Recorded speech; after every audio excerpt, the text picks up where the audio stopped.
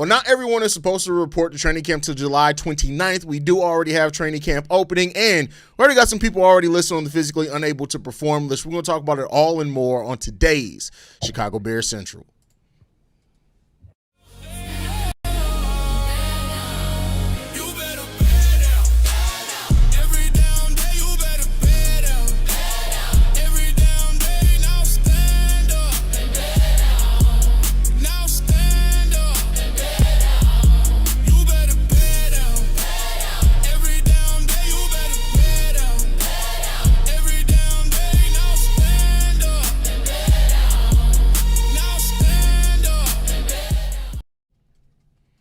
What's going on, Bears fans? Welcome to another episode of Chicago Bears Central, your number one spot for everything Chicago Bears related. We got C-Dub, Bobby, myself, Haize in the building, and fellas, we here. Training camp. Training camp has, again, while not everybody's reported, it's officially started yesterday on the 25th.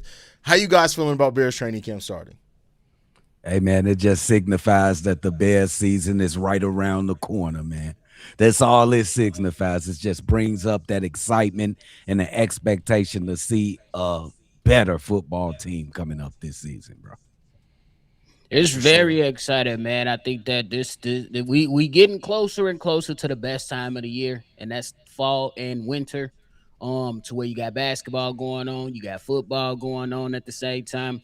And more specifically with these Chicago Bears, after reaching the level that you reached last year, it's very, very exciting to know that you have the coach and the quarterback. And now we're trying to see if they can go out there and accomplish more stuff so we can establish some years of consistency in Chicago, which we deserve. So I'm very, very excited. Yeah, I'm excited as hell, man. Like this is what we've been waiting for. You know, while we still daily over the offseason, it's different when you got even just training camp just makes it a little bit different. Just makes it a little bit different in of itself. So let's go ahead and jump into it. I guess the first thing that a lot of people are talking about, of course, is the physically unable to perform list. That's always sucks when you start off training camp with names on that list. Of course, Kyler Gordon's probably one of the biggest names that's on that list as well. TJ Edwards is on it for a different reason, but he's not playing at training camp right now either. How do you guys feel about the names that have been on the physically unable to perform list? Well, I'll say like different. I got different feelings. It goes name by name. TJ Edwards is scheduled to be back before training camp is over with. Along with who's the other guy? Keyshaun Elliott, the rookie, young linebacker. Keyshaun Elliott. It's a little bit concerning that the rookie starting off on the physically unable to perform list for sure.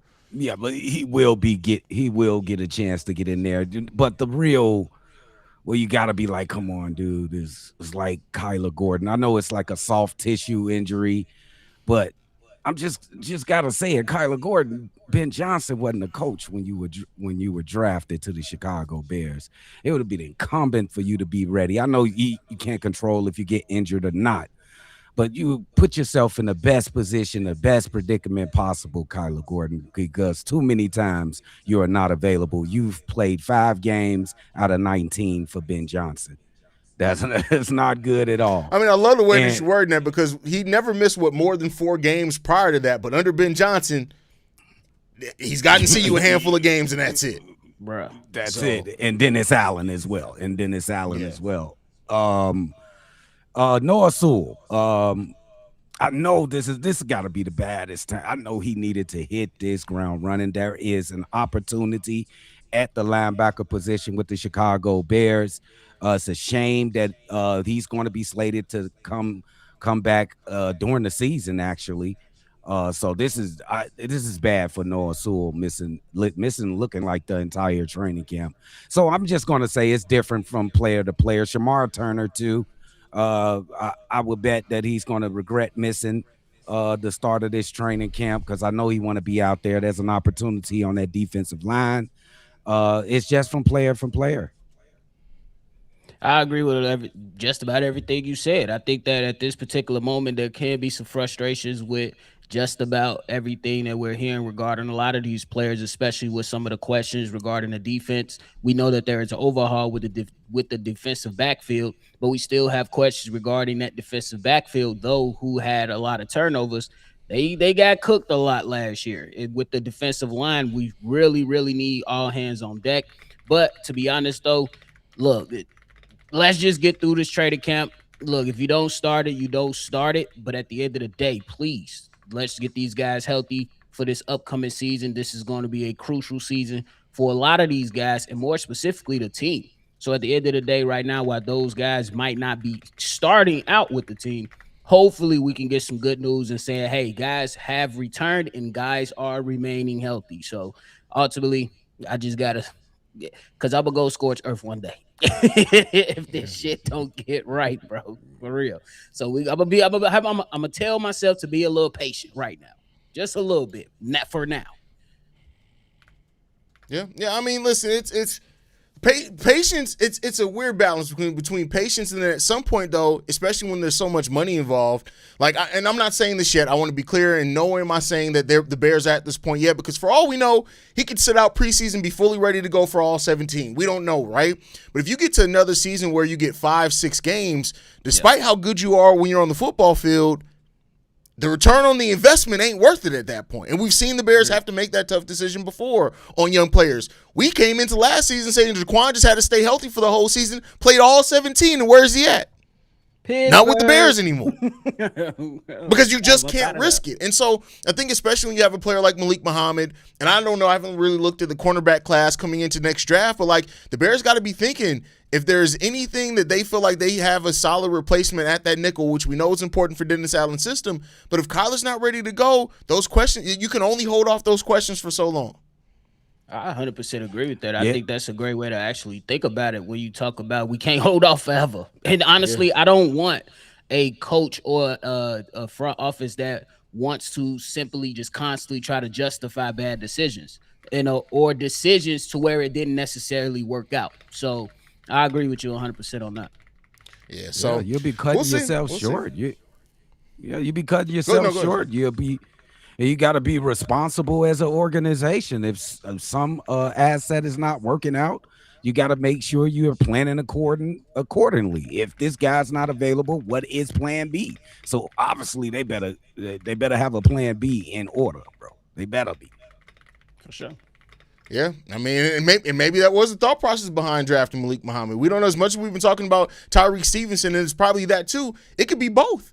They could be looking at it and saying, listen, between one of these two motherfuckers, Malik maybe have to be ready to go in 2027. Use this season to get ready, because we may have to ask a tough decision when it comes down to it. Agreed. So, we'll see what happens in regards to that. But TJ Edwards also on the list, which is always concerning. But I love TJ Edwards. Like, he's one of my favorite Bears on the team for sure. I think he has that mindset and play style. But last year was rough for him. We knew Ozzy Trapilo was going to start off on the list. Shemar Turner stands out to me too, because they're moving him to defensive end this year. You need that development there for him at defensive end. What do you guys think about Shemar Turner starting off on the physically unable to perform list? It's kind of frustrating, because me not having that much confidence on the defensive side of the ball, and us needing a better pass rush. It's frustrating that a young guy that you drafted last year is not ready to return on our investment. We believed in you, and you're not ready when it's time to be ready. Maybe it's not his fault. You can't predict injuries or anything, but all in all, you're not ready to go when we have a desperate need at the defensive end position. You're not ready to go. For sure. I think it's definitely one of those stages to where you want to see the guys be ready. Like I said, training camp is going to be a while. I think they play their first game probably like the second or the third week of August or something like that. So there's still time. We're definitely going to be watching and monitoring this. It does suck because we know that we have tall goals on the list for us right now. I wish that Shemar Turner was a little bit more ready, because I believe right now you got to be building up that callus for a long season. You know what I'm saying? And you got to be preparing. You got to be putting in the work, because if you start off, you know what I'm saying, injured, a lot of the times you don't really make it through the season not being injured. It's not saying that every player is like that, but sometimes when there is some lingering things going on ahead of training camp, during training camp, sometimes guys don't fully recover through a season. Mm-hmm. Yeah, we'll see. We'll see what happens. Shemar Turner's one that I do want to see take a big step. Like I said, Ryan Poles said that Shemar Turner has just as much potential as Luther Burden and Coastal Loveland on that they do on the offensive side of the ball. It'd be nice to see some of that shit. Whoa. Hey, we did. Hey. We gonna see, bro, because we need that. We need that, man. Because with the off season that we had, they really was like, man, look, we just gonna coach better, and we gonna believe that Austin Booker's gonna take a step. We gonna believe in Shemar Turner, who's gonna come off an injury, is gonna be better, and we have a motivated Dio. So y'all, we got to see something shake for real. For sure. I need some of them smart glasses he looking through. I need some of them smart glasses for real. But one of the training camp battles that we did expect was left tackle. The Chicago Bears have apparently brought in some more players for practice that could play that left tackle position. From what we heard from Jedrick Wills, still not 100%. I had posted a video almost a month ago like, hey, if Jedrick Wills isn't healthy, he may be on the roster bubble, stuff like that. And people reacted very weirdly to it. I don't know why people are so retarded. If you are assigned to a 1-year veteran minimum and you aren't healthy by the start of the season, guess what? You could get cut from the team. Why is that not rocket science for some people? Like, you don't have to even think a lot on that part. But we get comments on that video still to this day. I'm like, y'all retarded. Y'all really stupid. But what do you guys think about the left tackle position and the fact that, like, once again, it's looking like Braxton's going to run away with it. Theo Bennett's probably going to back him up. But a guy like Jedrick Wills, who took a year off and still ain't healthy, it got to be a little bit of a concern there. Yeah, that's got to be a concern, especially with the year off. You're not ready to go. That's really concerning there. This is the most important position on the offensive line. And once again, Braxton Jones is looking like the Chicago Bears are feeling like this is probably the best choice they have at this present moment. Obviously, it's probably for the future is Ozzy Trapilo. But he's out. He's going to be gone for the entire season. It looks like so.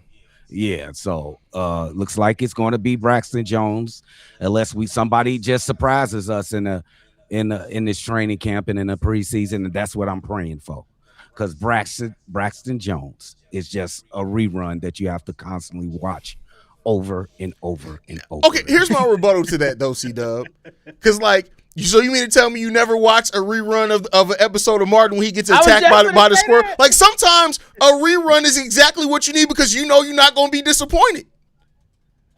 This ain't Martin. This is Cheers. This ain't Martin. First of all, comparing Braxton Jones to Cheers is wild. And we're not going to act like Cheers still isn't one of the greatest TV shows of all time. It's just a little unseasoned. That's all. It doesn't have very much seasoning on it. Like, for real though, but I already told Braxton Jones is the offensive Dominique Robinson. It doesn't matter what happens. You can't get rid of him. He left on his own to make more money. So Braxton Jones, he gonna be who he is.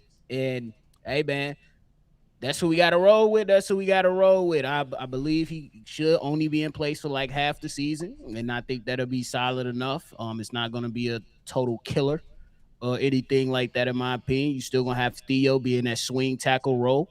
Braxton Jones, his strength is what we want to do, which is run the football. Yeah, we know what happens against the bull rush, but he's still serviceable. Not great, serviceable. And I know C-Dub don't like Band-Aids, but this is the Band-Aid you gotta wear, brother. It's the Band-Aid you gotta wear.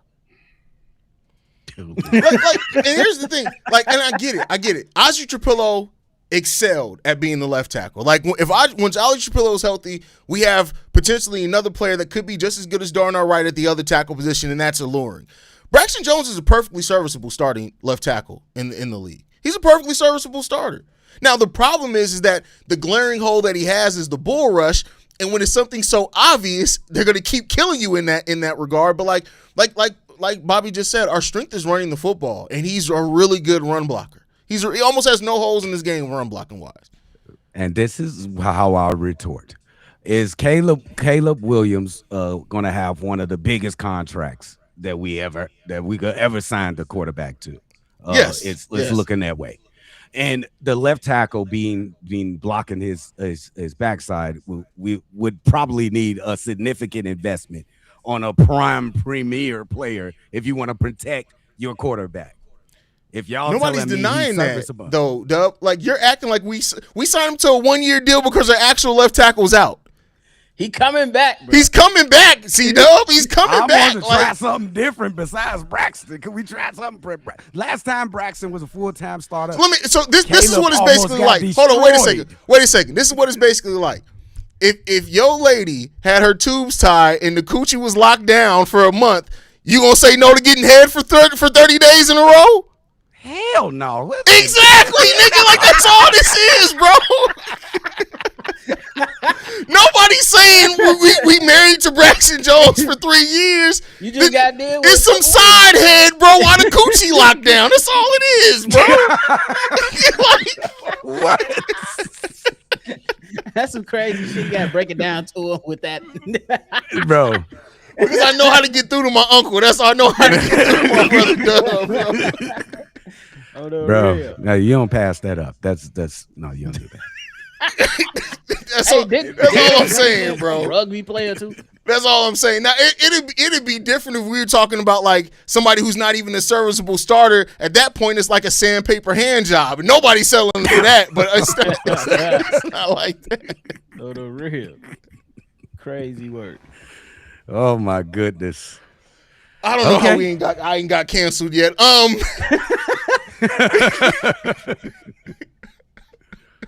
the real.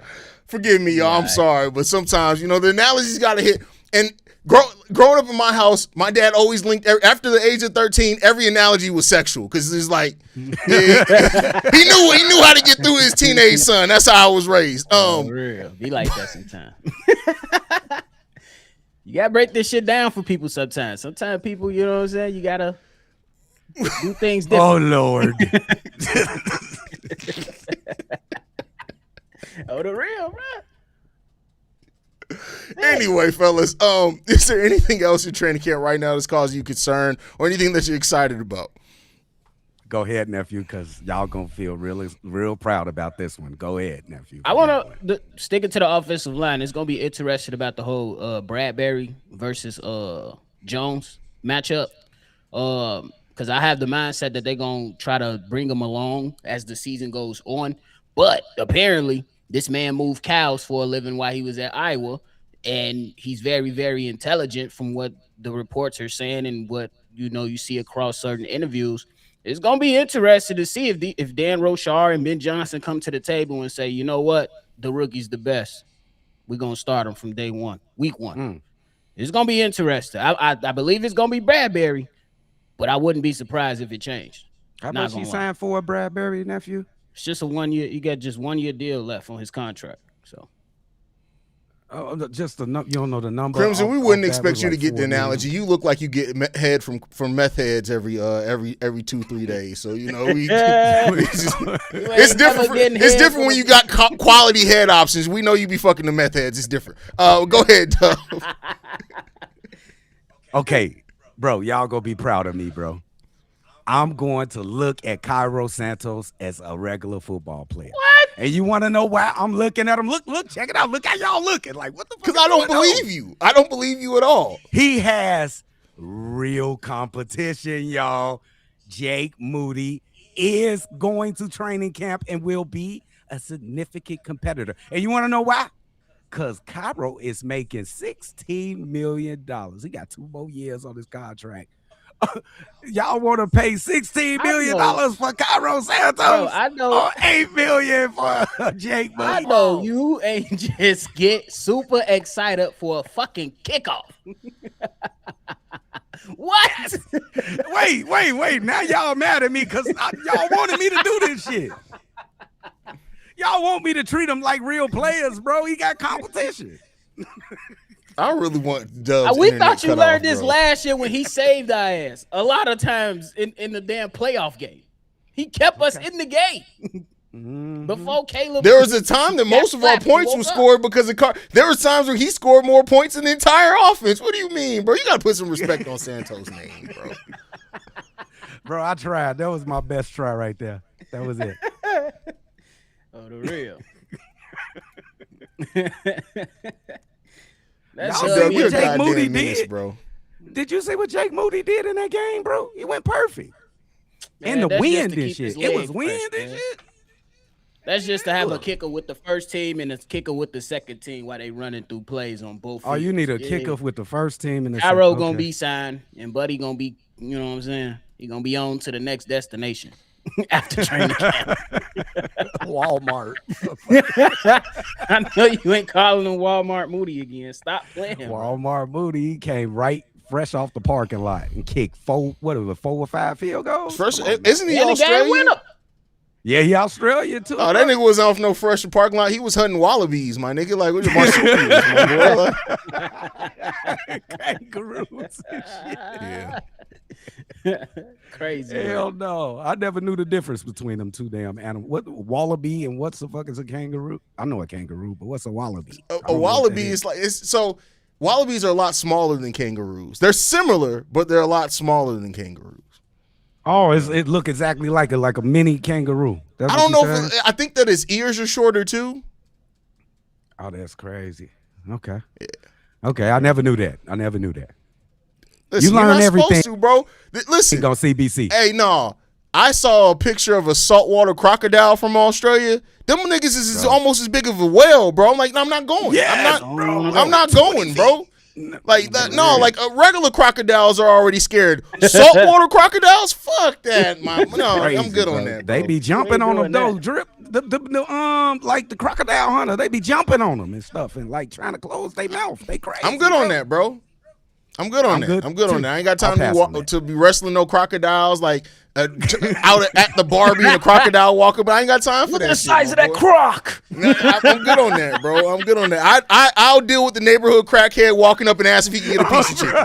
I'd rather deal with that. That's some shit I'm used to, right? That's more dangerous. Goddamn, that's more dangerous. Because the crackhead, you feed him now. The only thing with the crack, they gonna come back every time you have a barbecue if you feed them once. I'll deal with that than a crocodile rolling up on me. For real, bro. You got to make sure you don't get no sweat from them on you. Make sure they don't spit or anything like that on you. Yeah, you know what I'm saying? I'm good on that, bro. I'm good on that. On the real.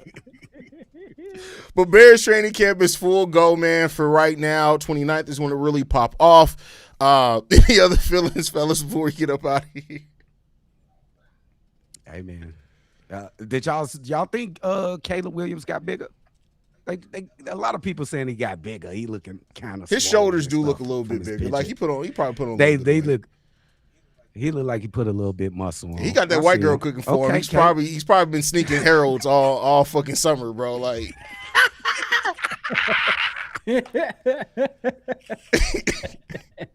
Hey, it is what it is. It is what it is. I'm just saying, man. I'm just saying. But we'll have even more information from camp coming up next week, man. Real question before we get up out of here. Just I think because this is the one that a lot of people are talking about. What's your favorite camp? Other than left tackle, what's your favorite camp battle right now? At this point, it got to be the cornerback position now. I would like to see them put a little pressure on Kyler Gordon, have him compete for his spot if he's not available. And always that position across from Jalen Johnson is going to be one to watch. So it's got to be the cornerback position for me. I probably go with the same thing simply because you got we talked a lot about Malik Muhammad and Tyrique Stevenson, but Terell Smith was playing good football before he got hurt, and I want to know if he got something to say about it. And there's a reason he's still a part of this team. So I'm interested to see that, and I'm interested to see if maybe the Bears do something that's not normal, at least for lack of a better word. With the somebody get some cold water on Evie. She getting a little excited. Thick. Just call this grown man thick. But yeah, I'm interested to see what they do with these defensive backs, man, because that's a huge part of it. And Tyrique Stevenson, I'm interested, bro. Let's see how you mature. I remember last year Dennis Allen answering questions on why you wasn't receiving more snaps, and essentially he said because Nahshon Wright getting the turnovers. Then I think that was the determining factor. Hey, we gonna give up yards, we gonna give up yards. But the guy giving us turnovers, let's give him more snaps. So now you got an opportunity, brother. You got an opportunity right there for you to snag. Yeah, I agree. I like the cornerback battle. I think for both the slot and the cornerback too, like if Kyler Gordon isn't healthy, somebody's going to have to step up there, and I do think Cam Lewis is going to make his presence known. Cam Lewis is somebody I'm really excited to see how Dennis Allen uses him. Like, when you think of a prototypical Dennis Allen player, how many defensive backs, somebody who can play corner and safety, I feel like we're going to see a lot of Cam Lewis next season, man. Exactly. That's why I'm I interested agree in with there that. too. And then wide receivers, man, it's because I like Jade Walker, but I'm interested to see how you're gonna utilize Xavier Thomas. I don't think he's just gonna be all them sweeps we was telling Ben Johnson to stop giving DJ Moore. Xavier Thomas is gonna be able to hit on some of those jet sweeps or crossers and pushing the ball down the field. It's gonna be electrifying, bro. That's a fact. Also, what's people not paying attention is the symmetry that must come between Kobe Bryant and Dylan That's Thiedemann. a good point. I like that. They have to work on a core, dudes. They got to build that chemistry and symmetry, bro, because they're getting thrust. This is a new safety combo that we throwing on the field. Like, they didn't know each other last year, so they got to come together pretty fast, especially with us not being so sure about the defensive line. So that's going to be something to watch. SP, a motherfucker. SP a jackass, bro. How you gonna pay to say something like that? That's crazy, bro. SP, something wrong with your brain, bro. For real. SP glutton for punishment, my boy. Like, oh man. For real. No, but that was a great point, Dub, too. Because that's such an important position group as well, and the fact that you have two brand new bodies to it, and they're both new to this system, right? So it's not even just that. Like, it'd be different if they played. Bobby, you probably better want to answer this. Like, was the Seahawks system with their safety similar to how Dennis Allen is going to run our safeties here? Similarly, yeah, because they had a lot of their defensive backs on the field. They ran a lot with the tall folks on the outside. I can't think of his name right now. Reek Woolen. He was out there. Then they had Nick Amawore out there as well, who was really, really good as a rookie. Some similarities, but some differences with Mike McDonald's scheme. But Kobe Bryant definitely was a guy that was able to drop down in the box and playing coverage. I think that Dylan Thiedemann, what he did at Purdue, and then coming into Oregon, now onto the Bears, he's going to be able to provide that versatility. So one of these guys, because we know a lot of the times when they went single high, it was Kevin Byard back there, and you bring in Jaquan Brisker. But now you can ask either one of those guys to come down in the box or play single high, or, shifting your defensive backs based on, what the look is offensively. So, yeah, these guys are two good, versatile safeties that we have. And to see Dove's point, they do have to build up some chemistry and trust amongst each other that the other guy's going to do their job whenever that play is called. Yeah. Well, I mean, we'll see. Hopefully that edge gives them a little bit of edge. But, yeah, we heard last season how much – people had to learn Dennis Allen's system, how much there was a learning curve to that. So that was a great call out by Dub, and we'll see that because you need those guys ready as soon as they can be. So X. We're going to see, man. We're going to see. Any last thoughts, fellas, before we get up out of here? Man, make One sure more y'all week closer hit to that C-Ball. hit that like button, hit that subscribe button, man. We on our way to 30K. We gonna get there any day. Hey, man, C-Ball on the way, y'all. I seen him. He just walked into Alice Hall, bro. Y'all seen him, bro? C-Ball. Hilarious, man. We're going to be locked in here all season. It's going to be a fun season nonetheless. Also, I'm going to talk to my boys afterwards. Y'all going to see me on the post-game show a lot more because your boy don't work for Bleacher Report no more. So. Oh. Damn, I celebrate. No, it's a good thing. It's a good thing. Oh, it's a good thing. No, it's a good thing. No.